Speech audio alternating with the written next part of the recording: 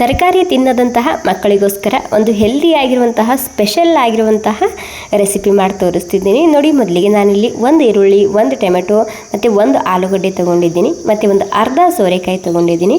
ಇವಾಗ ಮೊದಲಿಗೆ ಸೋರೆಕಾಯಿನ ಈ ರೀತಿ ಸಣ್ಣದಾಗಿ ಕಟ್ ಮಾಡ್ಕೊಂಡು ತಗೋಬೇಕು. ಸೊ ಖಂಡಿತ ಈ ರೆಸಿಪಿ ನೀವು ಮೊದಲು ಯಾವತ್ತೂ ಮಾಡೂ ಇರಲ್ಲ, ತಿಂದು ಇರಲ್ಲ. 4 ನಾನು ಇಲ್ಲಿ ಕಟ್ ಮಾಡ್ಕೊಂಡು ತೊಗೊಂಡಾಗಿದೆ. ಇವಾಗ ಈ 4 ಸಾಮಗ್ರಿ ಮಿಕ್ಸಿಯಲ್ಲಿ ಸ್ಮೂತಾಗಿ ರುಬ್ಕೊಂಡು ತಗೋಬೇಕು. ಸ್ಮೂತಾಗಿರಬೇಕು ಪೇಸ್ಟ. ಮತ್ತು ರುಬ್ಬುವಾಗ ನೀರನ್ನ ಸೇರಿಸಬಾರ್ದು, ಸಾಕಷ್ಟು ನೀರಿರುತ್ತೆ ಈ ಎಲ್ಲ ತರಕಾರಿಯಲ್ಲಿ. ಓಕೆ, ಇವಾಗ ಎಲ್ಲ ಸೇರಿಸಿ ಇದನ್ನು ಸ್ಮೂತಾಗಿ ರುಬ್ಕೊಂಡು ತಗೋಬೇಕು. ಈ ಹೆಲ್ದಿ ಆಗಿರುವಂತಹ ಬ್ರೇಕ್ಫಾಸ್ಟ್ ರೆಸಿಪಿ ನಿಮಗೆ ಸ್ವಲ್ಪನಾದರೂ ಇಷ್ಟ ಆಗಿದ್ರೆ ಒಂದು ಲೈಕ್ ಮಾಡಿ. ಓಕೆ, ಎಲ್ಲ ಸೇರಿಸಿ ಸ್ಮೂತಾಗಿ ರುಬ್ಕೊಂಡಾಗಿದೆ. ಇವಾಗ ರುಬ್ಕೊಂಡಾದ್ಮೇಲೆ ನಾನಿಲ್ಲಿ ಒಂದು ಪರತ್ ತೊಗೊತಿದ್ದೀನಿ. ಇದರಲ್ಲಿ 2-3 ಕಪ್ ಆಗುವಷ್ಟು ಗೋಧಿ ಹಿಟ್ಟು ಹಾಕ್ಕೊತಿದ್ದೀನಿ. ಸೋಸ್ಕೊಂಡೇ ತೊಗೋಬೇಕು ಗೋಧಿ ಹಿಟ್ಟು. ಅಜ್ವೈನು, ಅರಿಶಿನ ಮತ್ತು ಸ್ವಲ್ಪ ಗರಂ ಮಸಾಲ ಮತ್ತು ಖಾರಕ್ಕೆ ಎಷ್ಟು ಬೇಕಷ್ಟು ರೆಡ್ ಖಾರದ ಪುಡಿ ಅಥವಾ ರುಚಿಗೆ ತಕ್ಕಷ್ಟು ರೆಡ್ ಖಾರದ ಪುಡಿ ಮತ್ತು ಹೋಮ್ ಮೇಡ್ ಮಸಾಲೆ ಖಾರ ಸೇರಿಸ್ತಿದ್ದೀನಿ. ಬೇಕಿದ್ರೆ ಆರ್ಡ್ರ್ ಮಾಡ್ಬೋದು.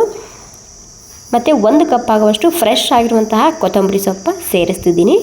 ಮತ್ತು ರುಚಿಗೆ ತಕ್ಕಷ್ಟು ಉಪ್ಪು. ಏನಿಲ್ಲ, ಎಲ್ಲ ಮಸಾಲ ಹಾಕ್ಕೊಂಡು ಮಿಕ್ಸ್ ಮಾಡ್ಕೋಬೇಕು ಅಷ್ಟೇ. ಇದರಲ್ಲಿ ಸ್ವಲ್ಪನೇ ಕೊತ್ತಂಬರಿ ಸೊಪ್ಪು ಜಾಸ್ತಿ ಕ್ವಾಂಟಿಟಿದಾಗ ಇರಬೇಕು. ಮತ್ತು ಇದರಲ್ಲಿ ನಿಮಗೆ ಮೆಂತ್ಯ ಸೊಪ್ಪು, ಪಾಲಕ್ ಸೊಪ್ಪು ಇಷ್ಟ ಇದ್ದರೆ ಅದು ಕೂಡ ಸಣ್ಣದಾಗಿ ಕಟ್ ಮಾಡ್ಕೊಂಡು ಸ್ವಲ್ಪ ಸೇರಿಸ್ಕೋಬೋದು. ಇಲ್ಲಿ ನೀರು ಬದಲಾಗಿ ಇವಾಗ ನಾವು ಮಾಡಿದಂತಹ ತರಕಾರಿ ಪೇಸ್ಟ್ ಇದೆ ಅಲ್ವಾ, ಆ ಪೇಸ್ಟ್ ಹಾಕ್ಕೊಂಡು ಹಿಟ್ಟನ್ನ ನಾದ್ಕೋಬೇಕಾಗುತ್ತೆ. ನಾದುವಾಗ ಸ್ವಲ್ಪ ಕೂಡ ನೀರನ್ನ ಬಳಸ್ಕೋಬಾರ್ದು. ಮತ್ತು ನಾದುವಾಗ ಸ್ವಲ್ಪ ಗಟ್ಟಿಯಾಗಿ ನಾದ್ಕೊಳ್ಳಿ.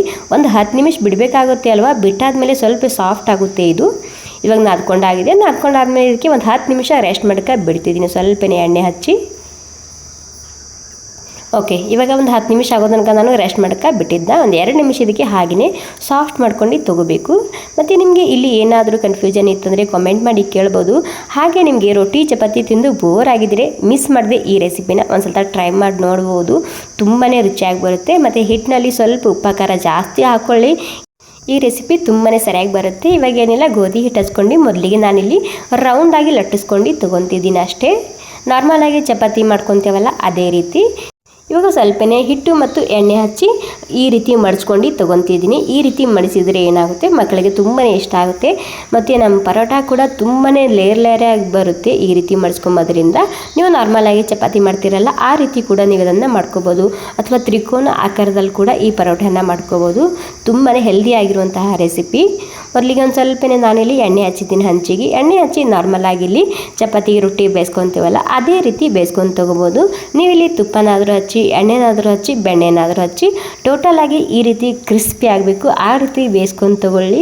ಬಿಸಿ ಬಿಸಿ ಇರುವಾಗ ಮೇಲೆ ಸ್ವಲ್ಪ ತುಪ್ಪ ಹಾಕೊಂಡು ತಿಂತಾ ಇದ್ದರೆ ಆಹಾ ತುಂಬಾ ರುಚಿಯಾಗಿ ಬರುತ್ತೆ. ಮಕ್ಕಳಿಗೆ ಟಿಫಿನ್ಗೆ, ರಾತ್ರಿ ಊಟಕ್ಕೆ, ಬೆಳಗಿನ ಬ್ರೇಕ್ಫಾಸ್ಟ್ಗೆ ಎಲ್ಲದಕ್ಕೂ ಸೂಪರ್ ಆಗಿರುವಂತಹ ಹೆಲ್ದಿ ಆಗಿರುವಂತಹ ತರಕಾರಿ ಪರೋಟ ತಯಾರಾಗಿದೆ. ಬಿಸಿ ಬಿಸಿ ಇರುವಾಗ ಈ ರೀತಿ ಮೇಲೆ ಸ್ವಲ್ಪ ತುಪ್ಪ ಹಾಕ್ಕೊಂಡು ತಿಂದು ನೋಡಿ, ಖಂಡಿತ ಮತ್ತೆ ಮಾಡ್ತೀರಾ. ಈ ಹೆಲ್ದಿ ಆಗಿರುವಂತಹ ಬ್ರೇಕ್ಫಾಸ್ಟ್ ರೆಸಿಪಿ ನಿಮಗೆ ಸ್ವಲ್ಪನಾದರೂ ಇಷ್ಟ ಆಗಿದ್ರೆ ಒಂದು ಲೈಕ್ ಮಾಡಿ. ಹಾಗೆ ನೀವು ಈ ವಿಡಿಯೋ ಎಲ್ಲಿಂದ ನೋಡ್ತಿದ್ದೀರಾ ಅಂತ ನನಗೆ ಕಾಮೆಂಟ್ ಮಾಡಿ ತಿಳಿಸಿ. ಥ್ಯಾಂಕ್ ಯು ಸೋ ಮಚ್ ಎಲ್ರಿಗೂ.